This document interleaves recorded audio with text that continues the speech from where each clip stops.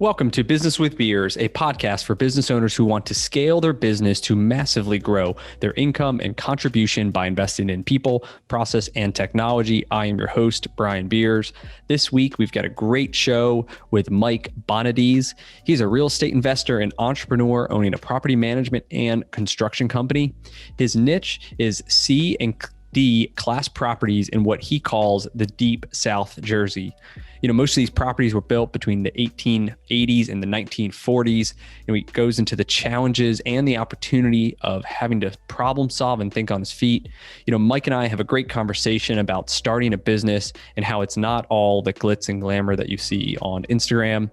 You know, Mike's got some great stories as well that literally include skeletons inside the walls of some of these old homes that they've opened up. So if you've enjoyed this episode, please share it with your friends, rate and review with your favorite part to help us reach more people. And if you'd like to learn more about the topics covered in this podcast, you can check out brianbeers.com to sign up for my free weekly newsletter delivering content directly to your inbox. Welcome to the show, Mike. Hey, welcome, Brian. Thanks for having me. Awesome. Well, this wouldn't be Business with Beers if I didn't ask you that me and you are at your favorite bar in South Jersey. What are we drinking? Oh, we are absolutely drinking Golden Monkey by Victory. Sure. Yeah, pretty heavy. You need it usually when you're recovering from a day of rough management or rough business doings. So love that brand. Awesome. And if you could, for the audience, share your story, who you are, what you do, and we'll go from there.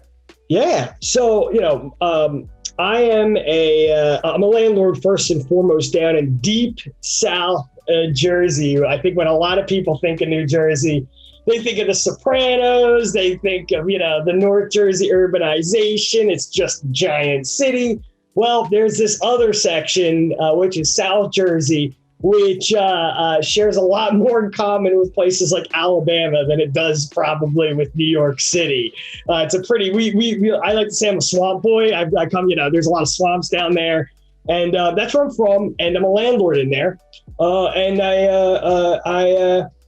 when I got started with landlording, I noticed there was a demand for good property management in the South Jersey area. Because it was both rural and the asset class is difficult to manage. It's primarily C and D assets, so a little bit on the lower end. So from that, we saw an opportunity, me and my partner, and we started a property management company. And now I manage approximately 400 units in Deep South Jersey, where it's pretty rural. I mean, we're talking areas that might be an hour away from the closest Home Depot. It's definitely a very interesting niche to get into. And then additionally, I co-own a maintenance and construction business, which primarily focuses on pre-1940 multifamily construction, which is one hell of a niche. We are talking properties that were built between 1880, 1860 to 1940. Victorian conversions, the stuff that there wasn't even, nobody was even thinking of code when here. They weren't even thinking of standardization. You built these properties originally with whatever tools you had in your grandfather had in his little tool shack, and you just made the house go as you went. A lot of this stuff is built like a jigsaw puzzle. And there's not a lot of people who know how to operate on it. So we're one of the few people that we do this stuff all the time. We'll do 10 buildings at a given time of like these 2, 3, 4, and 6 unit buildings, generally in those sizes, and we'll turn them into rentals. That's what I do on this very pretty remote area. Okay. New Jersey. How many do you own yourself? I own 29. I own 29 myself. So, decent size. But I definitely got started there before I became a property manager, which I think is important in a property manager to be, to also be a landlord. To know what it's like, right? to have both sides of it. So are they mainly like those small multifamily 2, 3, 4, 5, 6 unit Yes. places, single family homes? What's it? I completely vacated the single family home space. Okay. I think in South Jersey, at least, single family homes are way less lucrative than multifamily homes. We tend to see, it's funny because you can always hear in books and like online, single family homes are way easier to manage than multifamily homes. And I think that's just completely false. I think single family homes are much harder to manage than, from the maintenance perspective, much harder to manage than multifamily homes. And in Jersey, we're coming out, at the time of this podcast, we're coming out of the pandemic, and New Jersey has been notorious on how it's dealt with landlords. There's a moratorium that is just for the state of New Jersey, and we've seen a greater abuse of that system in single family homes than we did in multifamily homes, which might be an interesting story to dive into. But so we're mainly multifamily, small multis, and then I have some mixed use buildings too. So, retail on the bottom, residential on the top. Okay. All right. And so this niche you have, deep South Jersey, because it's like Alabama, and C and D class properties, just because of the age, not necessarily the neighborhood, but just the type of properties, right? I would actually, I would say the neighborhoods are, I think if you compared them to what you would see in the Midwest, and I think where currently it's very popular to buy homes, you would definitely say demographically this is C and D as well. We're talking lower blue collar income areas. We do a lot of Section 8. But the Section 8 has nothing to deal with normally how the attitude of the tenants. There's great Section 8 tenants out there, but we're about 40% low income or Section 8 vouchers, and the other 60% blue collar workforce. We're talking a lot of forklift drivers, a lot of industrial areas that are found in South Jersey. Awesome. And so, you saw there's a need, right, for this, but is this the niche you like? Like, do you like the space? Have you figured out like that you got the magic sauce that you can make money at this thing, that's worth it?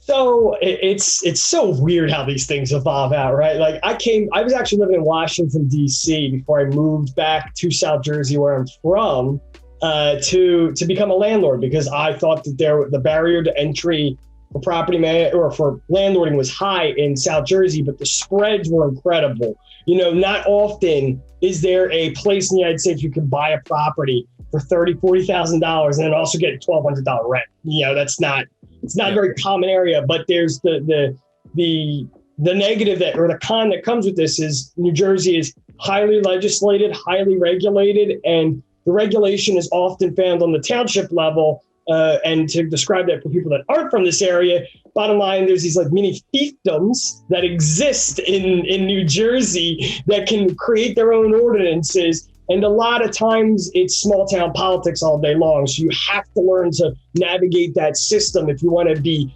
successful as a landlord in those areas. So I decided to come back here because I had connections here. I had my, a network here, and I was going to be a landlord here. And then it kind of just developed that like, well, if I'm going to be a landlord in South Jersey, I guess I'm sticking my hands into, C assets. And then I just learned, like, I kind of, we started getting more questions. Me and my partner started saying, like, hey, can you help us out with this? Hey, can you help us out with that? They realized that we knew how to handle it, that we were solving these problems.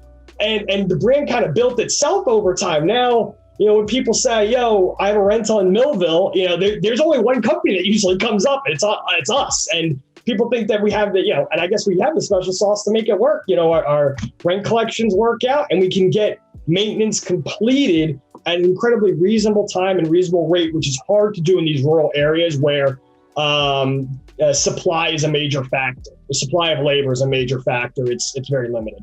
Yep. Okay. So let's talk about the profitability of owning from a landlord's perspective, right? Of owning one of these C or D class properties. A lot of times they look great on paper, right? The spreadsheet numbers of some of these look fantastic. I mean, I myself owned a number that, we thought, 10% maintenance, whatever, it would all work out. And then at the end, we were spending crazy amounts of money on maintenance on very similar style homes that were built, around 1900.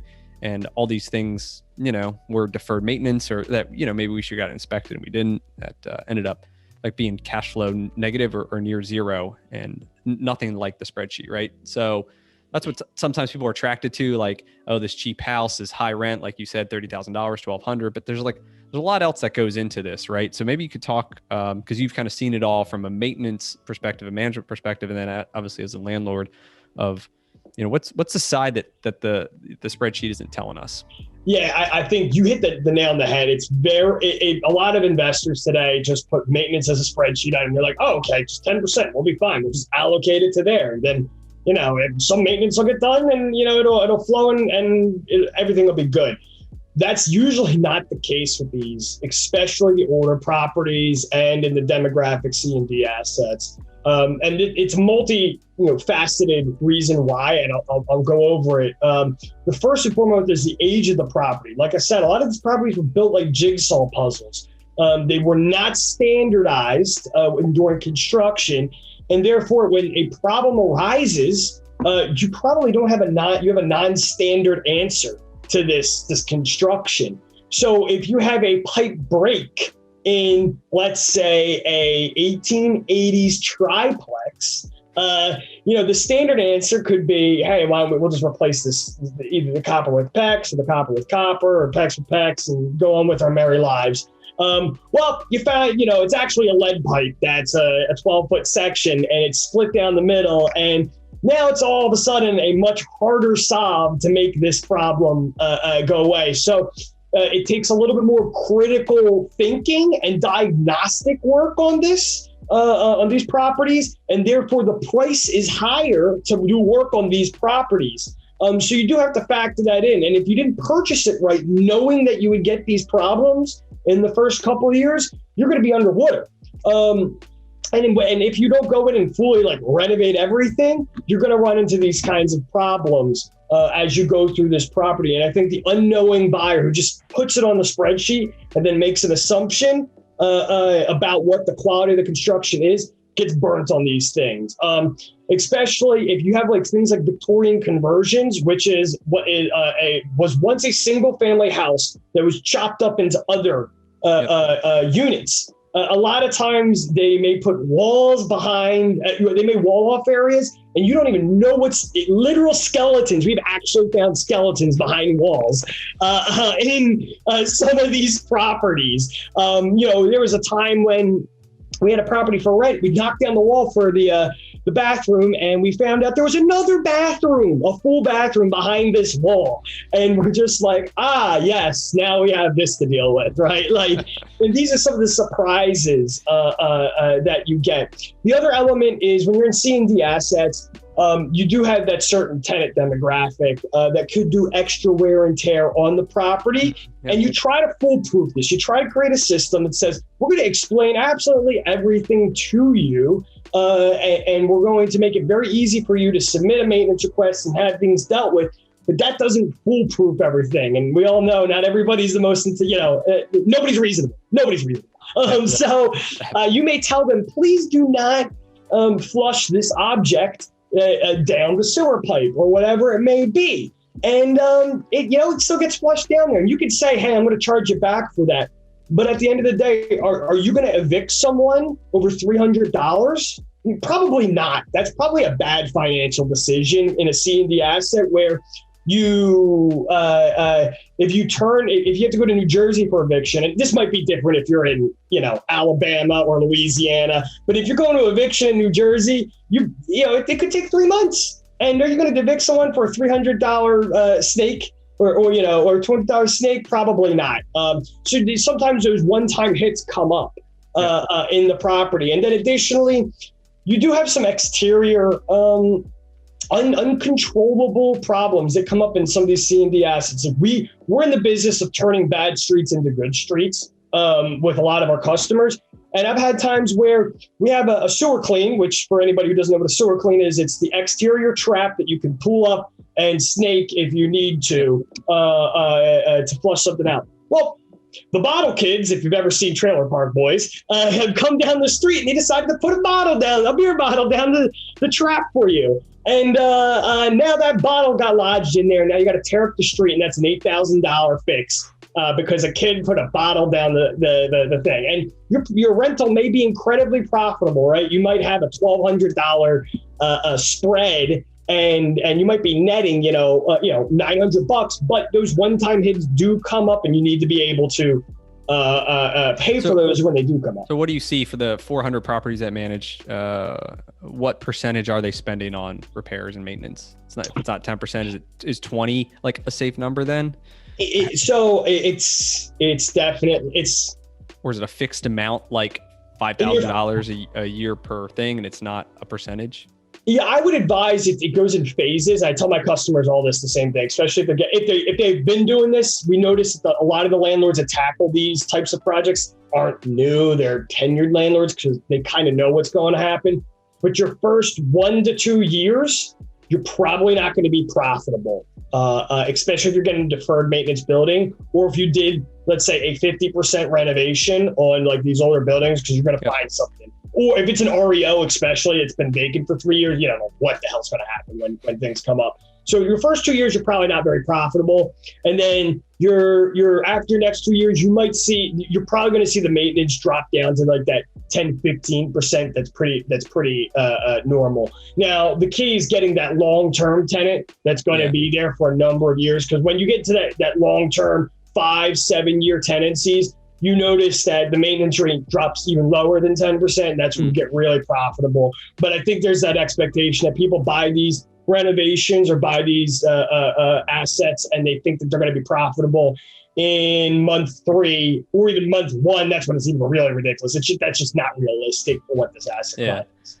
Okay. Yes, that's pretty good advice though. That it's a real estate's a long-term mindset, right? So 2 years, don't plan on taking any money out of it, and then it should get better and get reasonable. So yeah, absolutely.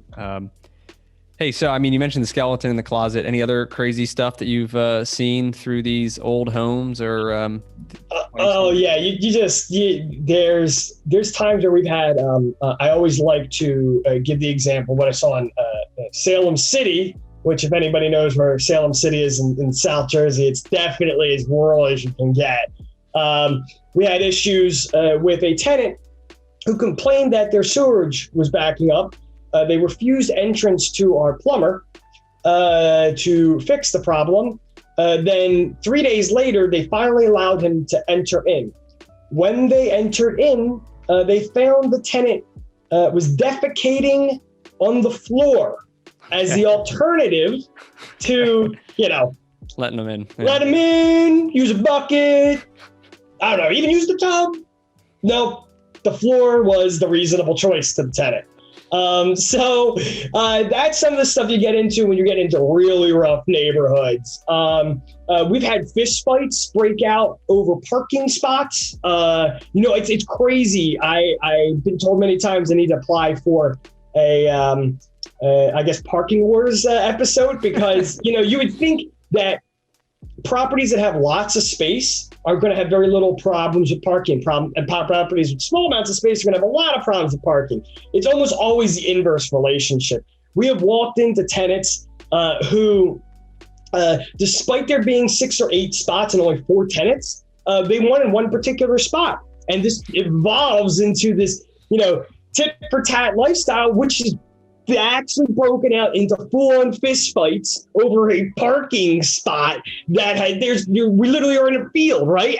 And we're the ones where the property management company, we have to look at this person and talk to them as if they're reasonable, and we have to convince them that maybe you've overreacted to this situation. We have to settle down and still collect the rent. Yeah. And that's the stuff that it doesn't matter how good your systems are. You need to have someone who can critically think on the other side of that line and be able to handle and be like, okay, I'm going to be metered and level-headed, and we're going to sort this out. We're going to make sure everybody's happy, or at least happy enough that we can continue and make this rental profitable. So I think that's also something that investors that are getting into these assets need to understand, is like, not everyone is reasonable, and this is very true, or this is more true on the lower end of the demographic, the lower income area. But it can be very true also on the high end like high income earners. Yeah, it's totally unreasonable. Like they want everything perfect. And bingo.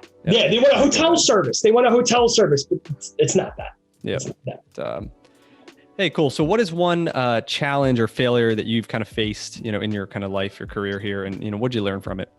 Yeah, so I always like to bring up the example of having to do zoning variances in New Jersey. So zoning variances, for those who don't know, mean like you have to rezone a piece of land to allow for usage in your desired usage on the property. I had bought a property that I thought was zoned one thing, but was actually zoned another thing, and I had to go through a zoning variance. And a zoning variance in New Jersey can be a death sentence. You might not, you are very unlikely to get it. Really? And it costs a lot of money. So I was petrified when I found out about this, but I rolled up my sleeves and I learned to do small town politics. And I had to,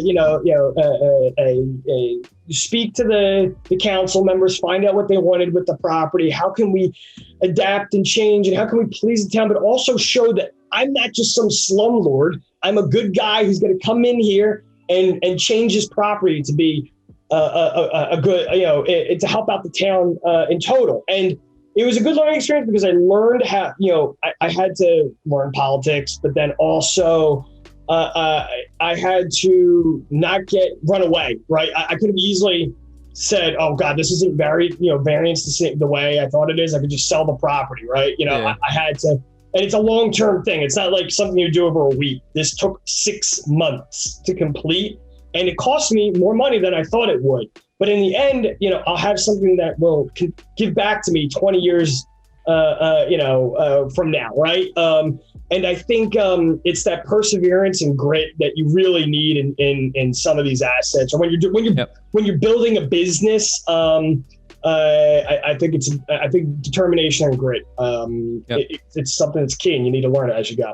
Yeah, I say that successful people don't get lucky, right? It's like you take action that leads to these results, which then kind of creates this series of events that come your way, and then you see them and you know how to act on them. Any other examples of like that, where things that you kind of went at, you took action, and it led maybe even months down the line to some results? Oh, I mean, I think when you're building, at least in the maintenance and the contracting side, when you're building a business, a lot of times you are going after leads, right, that might not metabolize, right? You go out there and you did your quotes, and then you talk to them, they just dropped you or they ghosted you or whatever it is. And I think every business goes to a stage when it's first starting of like just you're failing all the time. You are not making your revenue. You're paying out of your own pocket to pay for your employees. When you're first getting going, especially for startups that don't have financial backing. Like we didn't. I started with my W-2. And I paid my employees through my work, right? And you're just constantly feeling that failure. But then we had what felt like months of just banging our head against the wall, and we eventually hit a number of customers that came back to us 3 months later and said, we really liked how you guys reacted to these things, and that project wasn't the right one for you, but here's this bigger project for you, right? Here's this this is the one that we think makes sense for you guys because how you conducted yourself. And I think it's just a perseverance of all that hearing no in the beginning, which is probably, you hear that all the time, but it's true. It's true when it's built. Yeah, you could have given up after 2.5 months of being like, this sucks. There's not a market. Nobody, it's too much competition. You make up all these excuses, but then, you believe right in your vision and that you guys can do it. And then, like I said, those quotes from 3 months ago start to come back, and then they use you as a referral, and and that's how businesses get built. But, and it takes that risk. Like you said, you're paying your own guys out of your own pocket for those 3 months or until the cash flow builds. And that's what a lot of people don't understand, especially about entrepreneurship, starting your own business, is it's not, they see the Instagram, they see these flashy things, right? Even like the real estate investing, but there's a lot more that goes into it. There is no level of anxiety that I can say is describable to the times when I was cash flow strapped and had, payroll, that 2 days from now. And like you wake up in the middle of the night and you're like, how am I going to figure this out? Like this, I got people relying on me and I don't necessarily have the income going in on it. And yeah, you're right. They see the Instagram. They're like, wow, this guy, he's got a cool car, or he's out on the beach and all that's kind of, no, the business is usually The business is way tougher than that. And a lot of times the people that you see on Instagram doing that might not even have a feasible business, right? Just trying to brand themselves. So how many people work for you? How many employees do you have? We have 20 between the two businesses. Between maintenance, construction, and management. Okay. It's split about 60-40, 6% on the maintenance side, 40% on the property management side. So attracting and retaining quality employees is like one of the biggest challenges all business owners face. What does your culture look like? How do you create this culture that keeps people in and attract new ones? Yeah, I won't even say that I have the silver bullet because we still have turnover issues, but like I will say, I instill a level of ownership across all of my employees, especially on the property management side. It's you guys, you have to make some decisions. You cannot just constantly, I think property management sometimes ends up in a like almost like an IT ticket formation. Like, okay, I put my ticket in and now somebody will get to me, and then they push it off to the next person, all that. That doesn't exist at Terravestra.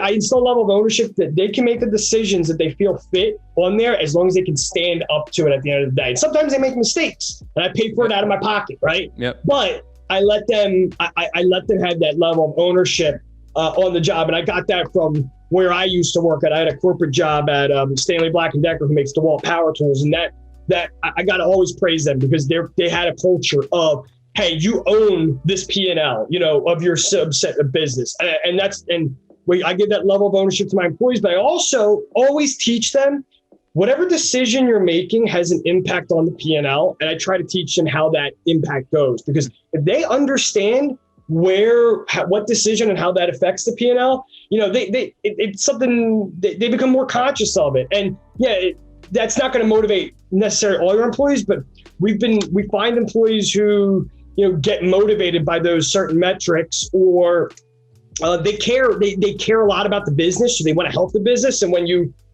get someone like that and you teach them how each of their actions impact the business, then they get like motivated from it even more. So I think that's the two things: it's extreme levels of ownership, and then how does every action you take affect the P&L? And you also there's the third is like, we do try to, both me and my partner Drew, we try to lead. We do step in, try to lead from the front when needed. So, we got to be able to see everything at the high level, but especially if you're doing maintenance and contracting, you got to be able to get in those, put on the gloves and do some of that work yourself. I know from a property management perspective, I'll deal with some of our hardest tenants, right? I've been physically hit by tenants, and I know because it's the worst tenant to deal with, right? And I'll go out there and say, guys, this is how. This is how I want it done. And I'll take that blows and then I'll say, this is how we do it. And that inspires people, because I think a lot of times owners can be sitting on the ivory throne and, just collecting their stacks and getting fat. And I think you gotta sometimes, put on the gloves and show up. Okay. You mentioned doing P&L reviews and educating. What does that look like? Is it manager? Is that like meetings with these property managers, or is it kind of one-on-one, sitting down, going over something? What is it? How do you go about educating them on the financials of the business? So I usually do it in a one-on-one format with them. And usually it's like when there's a potential for a mistake or there was a mistake made is usually the greatest times to show it. And additionally, it's like if it's an incredibly challenging problem, they ask you for help on the problem. And I usually set it up as, hey, if we do X, Y, and Z, this flows into this. But if you decide to do this and it backfires, this could affect here, here, and here. And we will have to bring on this, which would drive, this up and that down. And I almost like a flow chart, right? But I usually like that, or when a mistake, an example with contract, it's easier to bring this up in maintenance because your impact is a lot more easier seen than in property management. But let's say they have to go out to Home Depot 3 times in the same job in the same day. You lost 3 hours there, right? And that cost X amount of dollars in labor, and that drove that up. And look, we're upset because the job didn't get done quicker, and you're disappointed because you didn't get as much done. So if we plan this for you, spend 45 minutes doing this instead on the end of your day, you then don't have to go out to Home Depot twice, which means this much more gets done, this much more revenue gets driven in, and the profitability goes up higher. That's usually how we explain it to them. Okay. So it's a lot of times like an efficiency kind of and labor cost and interesting. Cool. So, having clarity on your goals is like, one of the most important things to accomplish a lot within a short amount of time. What are some of the top goals that you're focused on right now? Right now, it's we want to grow our maintenance or our property management company to be 500 doors, and we have a certain rent. We're a little bit different than other property management companies where we don't say the amount of doors. I mean, I classify it that way because I don't want to tip my hand too much in how much we're going for. But we look at it as instead of doors managed, it's dollars in rent collected. Because if you know your percentage of revenue per rents collected, and you know what your profitability is, you don't have to go for doors. You need to go for dollars of rent collected. Sure. Yeah, so you can't take doors to the bank, right? You take dollars. So exactly. So, but it's approximately 500 doors that we're trying to achieve. And then we really want to be known as the number one housing provider in South Jersey, a scatter plot housing provider. I know there's going to be some housing authorities that are always bigger than us, but we want to be the number one housing provider in the lower counties of South Jersey. Between the ones you own or between the ones you manage? Manage between the net of them. Okay. And then what's your plan of how you're going to go about doing that? So you have about 400-ish doors now, right? So about 20-ish, 25% growth. Are there other property management companies out there that you're taking from, or is it kind of new business you're out? Yeah, I mean, South, because of how remote the area is, it's definitely a little bit on the unique side. Our customer base is not your standard, hey, I have one or two rentals that I have for passive income and I just don't want to manage it. That's not generally our clients. We're more of like the landlord's landlord, where the landlord's burnt out from being a landlord and wants to hand them over, or they're a huge organization that has lots of doors. We have a couple triple digit door people that we manage for because they're just trying to go on such a large scale. And so our clients aren't making a short-term play in these areas either, and neither are we. So it's very much we're going to grow with them. We're going to help them cross their barriers that they face, and then we're going to continue to grow in those areas. There is some competition. We've already knocked out 2 property management companies completely. Both have gone under, but I don't really look at it as a competition thing. There's plenty of properties down in South Jersey. I don't think a lot of people have the patience to tolerate it. And from a scatter plot perspective, we're just going to help our clients continue to grow. Yep. That's great. And any books you're reading now that you would recommend? There are 2 books I recommend to everybody. The first one is From Good to Great by James Collins. Yep. It's a great book on how to take an okay business and make it good. And I think it's actually better from his Built to Last book, because there's a lot of companies that do not start off well, and then you need to correct course. Yeah. And so I'm constantly reflecting on From Good to Great. The other one is The Upside of Inequality, How Good Intentions Undermine the Middle Class by Edward Conard. The reason that book I find it to be so intriguing is the way he economically thinks through problems and policy. And it's not, you have to create policy for your business. You have to create workflows for your business. And when you do, it might have an initial impact that you think is one thing, but what's like the subsequent impacts, and how does it change the landscape that might cause other problems to arise or other habits to develop? And I like that book because it does such a great job of taking national level things, and then you can take that level of thinking down to your business. Yeah, you're right. There's always unintended consequences, especially as the owner. We only see kind of one perspective sometimes, and don't realize there's going to be this chain reaction of events. So it's good. Great. So where can listeners connect, find out more, contact you if they're interested in property management? Yeah, so we have a Facebook. It's at Terra Vestra Rentals, so TerraVestra Rentals. And then my email is my first initial, my last name at tvpm.info. I'm sure I'll be in the show notes or something. But awesome. Yep. Yeah, that's where they can contact us. Awesome. And where's the name come from? Terra Vestra. It means your land in Latin. Okay. So it's clever. Yeah, we treat it like it's our own land. There's a lot of times I might stick my sword in the hill a couple too many times for my own clients, but we do treat it like it's our own. And we care a lot about the communities that we operate in. That's awesome. Well, thanks for coming on today and sharing your story. I think you're a lot of fun, and yeah, it's been great. So I appreciate it, Brian. Thank you. All right, thanks, Mike.